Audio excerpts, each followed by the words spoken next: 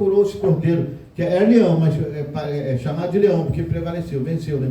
E parece como o cordeiro. Como é que ele aparece ali? João diz que ele apareceu e olhou para o livro e foi caminhando e pegou o livro e abriu o selo. Tanto é que a gente está falando sobre o livro agora, né? Aí diz aqui, ó, parágrafo 195. Observe de onde ele saiu. Aí a gente está fazendo essa pergunta. Se todo lugar foi investigado, de onde apareceu esse cordeiro? Da onde ele veio? A gente sabe que ele foi tigre, né? Cordeiro que ele está mencionando, mas você sabe que Jesus foi chamado de cordeiro, né? Ele foi não um homem, foi um humano. Ó. Aí aqui, ó. Cadê? Observe, de onde ele saiu? De onde ele apareceu? Aí o Romano diz, veio do trono do Pai.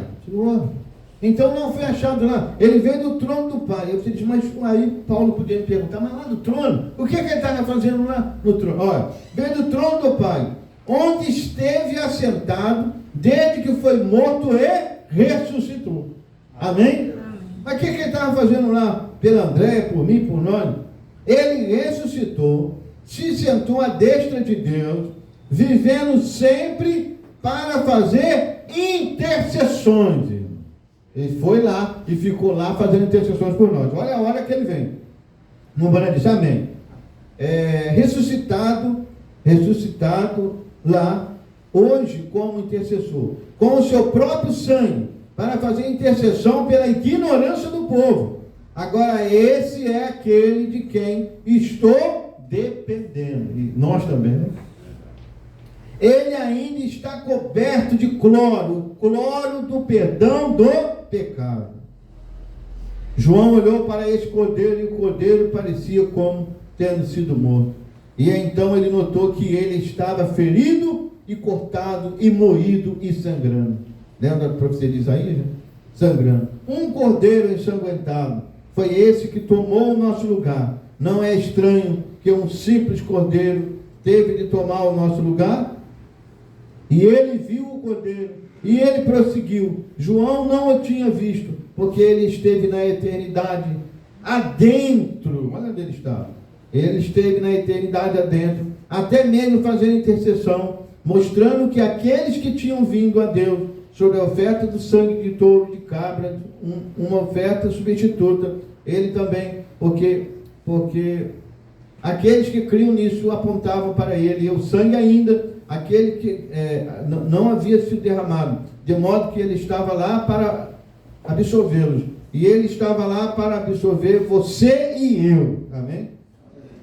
E ó Deus, espero que ele esteja lá esta noite, por cada pecador. O cordeiro foi morto, como pode Jeová ver ver qualquer coisa, senão aquele cordeiro ensanguentado, que se acha lá, e o cordeiro prosseguiu na visão, a essa altura como temos sido mortos. E observe, vem do trono do Pai. Ó, imagine, ele de onde ele avançou para esta visão, ele vem da glória, onde ele estava sentado à destra de Deus, e ele avançou até João desde a glória. Oh, não seria uma coisa gloriosa se nossos pensamentos pecaminosos essa noite pudessem ser postos de lado o suficiente para aceitá-lo, e ele avançasse desde a glória esta noite para se manifestar a cada um de vocês? O cordeiro avançando desde a glória para intercessões, muito bem, para fazer reivindicação agora por sua redenção. Lembre-se, ele esteve em sua obra mediadora aqui atrás, mas lembre-se, esses selos estão prontos para serem abertos, e o cordeiro veio do santuário de Deus e avançou à frente. Espere até chegarmos lá naquela certa hora, tomarmos aquela meia hora em que houver silêncio. O santuário está fumegando, não há mais intercessão, o sacrifício partiu, é um tribunal, não há mais sangue nele, porque o cordeiro coberto de sangue se afastou. Não espere até esse tempo. Lembre-se, o Antigo Testamento, enquanto o sangue estivesse fora do propiciatório, era juízo, mas enquanto o sangue estivesse ali, havia misericórdia. O Nombrana bate no púlpito 5 vezes, mas quando o cordeiro se afastou, foi a conta. O que ele tem sido intercessor. Nenhuma outra pessoa. Diga-me onde Maria poderia fazer intercessão, então. O que Maria poderia oferecer? O que poderia São Francisco, Santo Assis, ou qualquer um, e Santa Cecília, melhor dizendo, ou qualquer outro ser humano? João nunca viu 1000 santos sair do local de mediação. Ele viu um cordeiro que tinha sido morto e ensanguentado. Não me importa quantos santos foram mortos, todos eles o mereceram, cada um deles. Como o ladrão disse na cruz, nós pecamos e merecemos isso, mas esse homem nada fez. Ele era o único homem que era digno, e aqui vem ele, do posto da intercessão, para que ele está vindo agora. Observe, ora, que coisa. Mombrana bate palma. Vamos parar aqui. João estava chorando. Como fica tudo isso? Como fica tudo isso que vai acontecer? Ele disse, não chore, João, disse o ancião. Aqui vem o leão, ele era aquele que prevaleceu. Quando ele olhou, eis aqui vinha um cordeiro ensanguentado que tinha sido morto. Qualquer coisa que está morta fica ensanguentada. Você sabe, foi morto, seu pescoço foi aberto, algo assim, o sangue está sobre ele. Eis que veio um cordeiro e tinha sido morto. E ele apareceu, ó que coisa, porque para fazer sua reivindicação, quanto à sua reivindicação, quanto à sua redenção. Amém. Você não tem vontade de ir a um canto, sentar-se e chorar um pouco?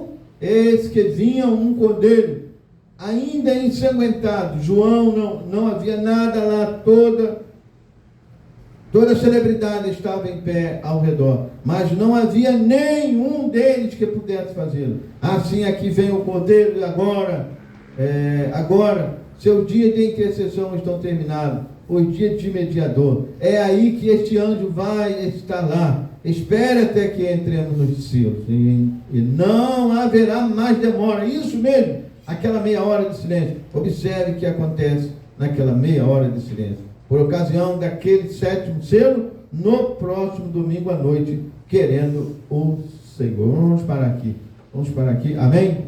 Mas veja, irmão, ele está falando um pouco sobre esse detalhe, sobre essa mediação. Ele ficou lá. João olha, procura, porque o anjo forte grita, quem era digno de abrir esse livro, porque o livro continha toda a história da redenção, porque Deus disse no jardim do Éden, o dia que tocar morrerá.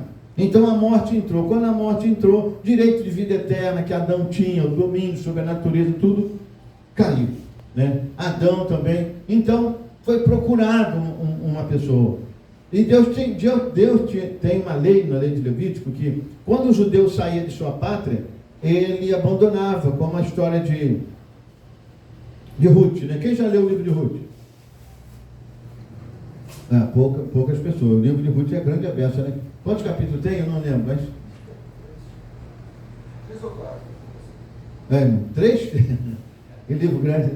3 capítulos tem o livro de Ruth, é mais ou menos 3 ou 4. Dá para você ler até hoje à noite. Mas veja, o livro de Ruth é outro mistério que fala sobre tudo isso, Ruth, a moabita, é uma estrangeira. Observe bem, irmão, que sempre as histórias na Bíblia estão escondendo esses mistérios. Por que uma moabita?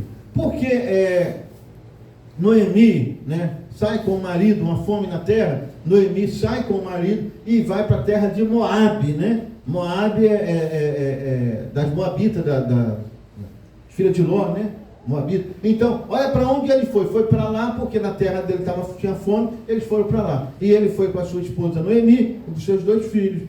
Foi Malom e Quilion, se eu não me engano o nome deles. E lá eles casaram. E sabe com quem um deles casou? Com Ruth. Ruth era filha de um sacerdote, Ela era pagã. Agora você observe bem. Aí você vê uma história dessa assim, aí você olha assim, olha o que... Eu esqueci o nome dele. O marido de Noemi. Não sei se era. Elimeleque, Aí você fala, olha o que Elimeleque foi fazer. Largou a terra dos seus pais, a terra os judeus estão tudo lá, porque teve fome. Foi para lá com a sua esposa, os meninos cresceram lá, aí casaram, os rapazes foram para lá, não sei que idade foram, mas... vivendo lá, o Daniel casou com uma moça pagã. E aí, qualquer um de nós não olhava uma história e dizia assim, esse já era, não é? Não é assim que a gente pensa? Na nossa religiosidade? Para esse ano não tem mais jeito, não desviou. Esse aí, a gente se acha, a gente vem de agradecer a Deus pela misericórdia. Olha o que falaram para o irmão Brano. Irmão Brano, o irmão tal desviou, irmão Brano. Sabe o que o irmão Brano falou? Se Deus não tiver misericórdia de mim, eu ando pelo mesmo caminho. Mas é a verdade, irmão. É a mão de Deus que está segurando nós todos. Se a mão dele soltar, cai todo mundo. Verdade. Ninguém está de pé por si próprio. É a graça de Deus, irmão. Segurando. Então, não faça. Limelec, qual que você fez aí agora? Tá, rapaz, já era para você. Está em terra estranha e tudo mais. Aí, o que começou a acontecer? Aconteceu que eles foi o primeiro que morreu. Aí Noemi já deve ter ficado preocupada. Morreu o marido. Aí, mas eu não sei se ele morreu na frente ou foi os filhos. Daqui a pouco morre um outro filho. Daqui a pouco morre um outro filho. Olha, a mulher perdeu o marido e perdeu os 2 filhos. E olha aí. Em uma terra estranha ainda. O que é que nós diríamos para uma mulher dessa? Está perdida, né? Já era. Mas, irmão, Deus tem os seus planos. Elimelec, Ruth, qual o nome da Tamar que eu falei, não foi? Elimelec, Ruth, Tamar, eles não sabiam. Eles eram levados a fazer determinadas coisas porque Deus estava falando de nós.